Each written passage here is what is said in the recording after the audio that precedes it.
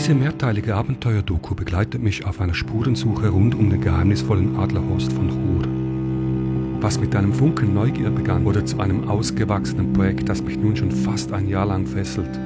Ich habe inzwischen mehr gefunden, als ich je erwartet hätte. Manche Rätsel konnten gelöst werden, doch es kamen neue dazu. Das Abenteuer wird immer spannender.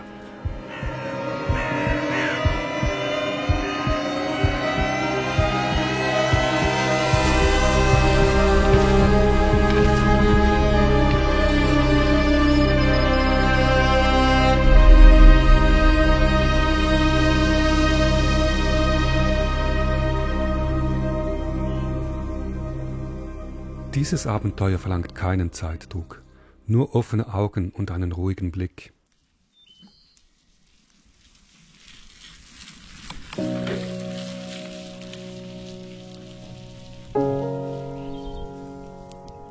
Alles begann mit Sport.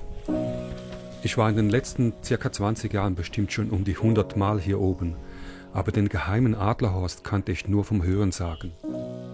Ungefähr vor einem Jahr erfuhr ich dann von einem Churer, den ich sehr schätze, wo genau der Adler ist.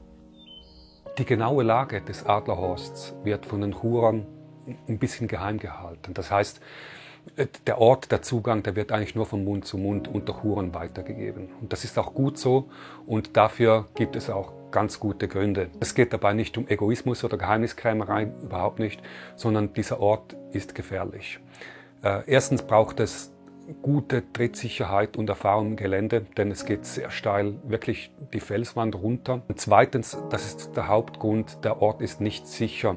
Der Bündnerschiefer dort, der ist sehr instabil und brüchig und wie man später in dieser Doku erfahren wird, ist leider bereits auch ein Teil dieser Städte abgestürzt. Wir empfehlen nicht, der Allgemeinheit dorthin zu gehen. Das ist kein öffentlicher Ort, kein öffentliches Ausflugsziel. Und umso mehr ist das eine Motivation für mich, in dieser Dokumentation Menschen zu ermöglichen, diesen Ort zu sehen, die halt nicht dorthin gehen können. Ich selbst bin kein ursprünglicher Churer, wie man vielleicht meinem Dialekt anhört. Ich bin in Schaffhausen aufgewachsen. Ich lebe aber seit bald 20 Jahren zusammen mit meiner Bündnerfrau in Chur. Und so kam ich dann auch in den Genuss von einem Freund von Chur zu erfahren, wo genau dieser Adlerhorst ist. Und ungefähr vor einem Jahr war ich dann das erste Mal dort.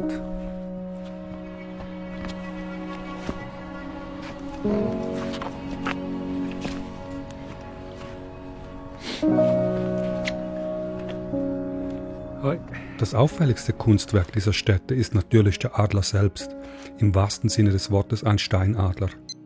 Die ca. 1 Meter hohe Skulptur wurde mit großer Kunstfertigkeit direkt aus dem Bündnerschiefer der Felswand gearbeitet. Der Bündnerschiefer wird in Chur auch Carrera-Stein genannt. Zum Beispiel bestehen die Eingangsfassade und die Säulen der Kathedrale von Chur ebenfalls größtenteils aus Carrera-Stein.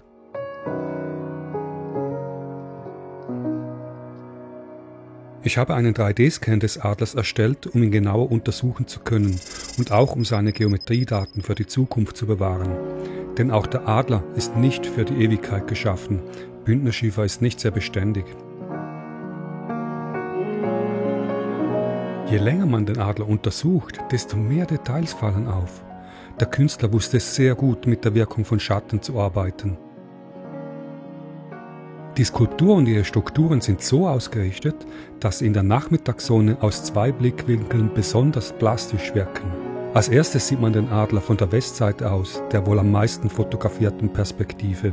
Wenn man genau hinsieht, fällt auf, dass die Flügel auf dieser Seite sogar aus etwas hellerem Stein als Kopf und Rumpf bestehen.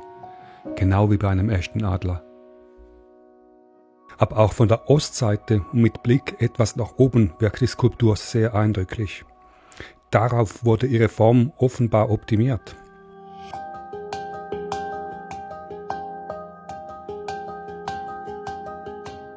Und die Wülste über den Augen sind etwas übertrieben, aber auch das vermutlich bewusst, um den Schatten darunter zu betonen, was den Blick des Adlers noch raubtierhafter wirken lässt. Man sieht diese Wirkung des Schattens sehr gut, wenn man in der 3D-Visualisierung die Lichtquelle herumbewegt.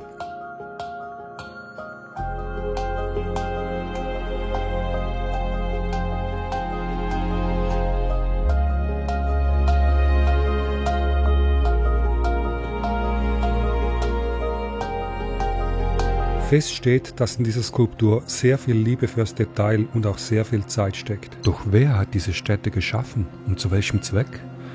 Und was bedeuten all die rätselhaften Spuren, die man hier entdeckt, wenn man genau genug hinschaut?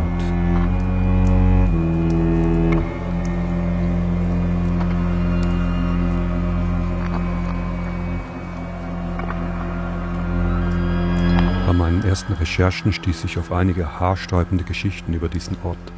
Konnten diese wahr sein?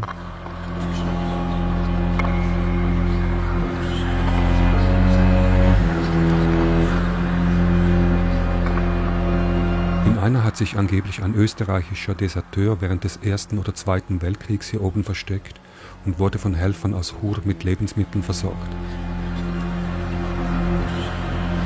In einer anderen waren es deutsche Kriegsflüchtlinge, die sich hier angeblich nach dem Ersten Weltkrieg niedergelassen haben. Einer der 4 Bayern habe sich wegen Weibergeschichten hier an einem Baum erhängt.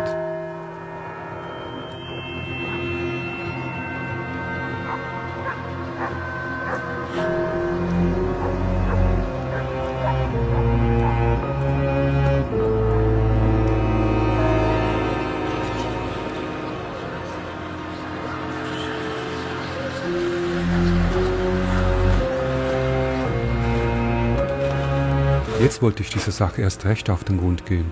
Ich begann, alles aufzusaugen, was ich über diesen Ort erfahren konnte.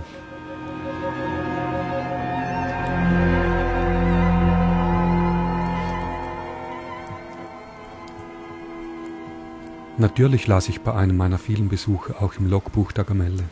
Alessia, sorry, nachher viel Zeit.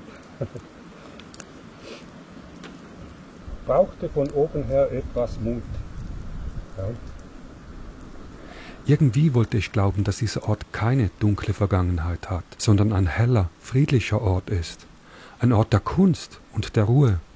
So fühlt es sich jedenfalls für mich hier an. Ich komme sehr gern hierher. Ich weiß heute gar nicht mehr genau, wie oft ich inzwischen schon hier oben war.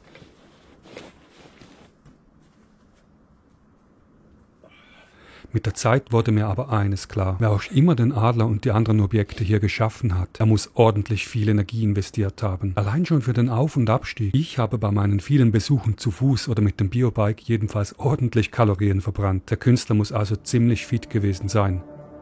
Wer war dieser offensichtlich außergewöhnliche Mensch?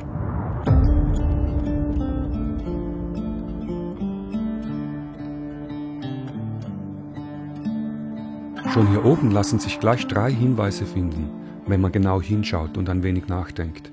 Ein paar Meter neben dem Adler liegt eine Steinplatte mit Inschrift. Und, hast du es bemerkt, mit einem Schafskopf. Oder vermutlich eher einem Lammkopf. Dies ist auch der erste Hinweis. Das Lamm gilt oft als Symbol für Unschuld und Reinheit. Der zweite Hinweis ist der Dialekt der Inschrift selbst, ganz offensichtlich österreichisch. Und der dritte ist der Text.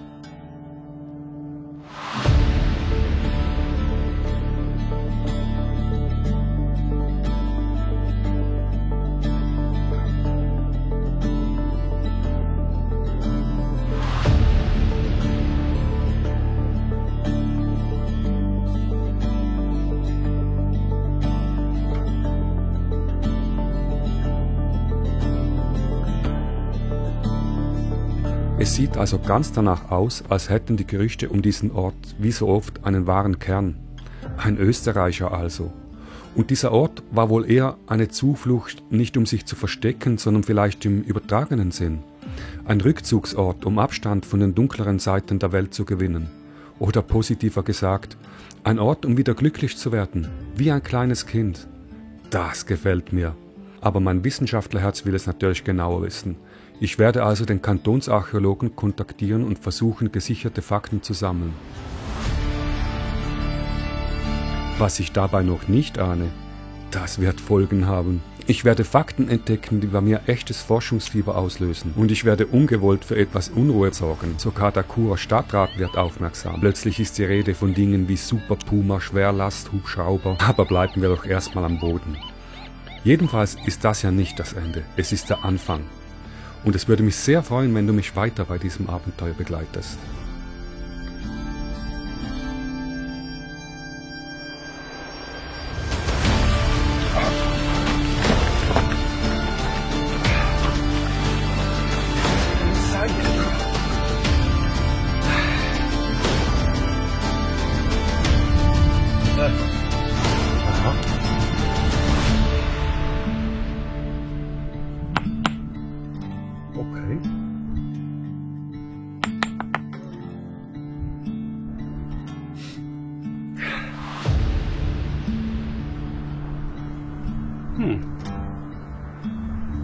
Das könnte immerhin etwas vom Bauer sein. He? Sieht ein bisschen so aus.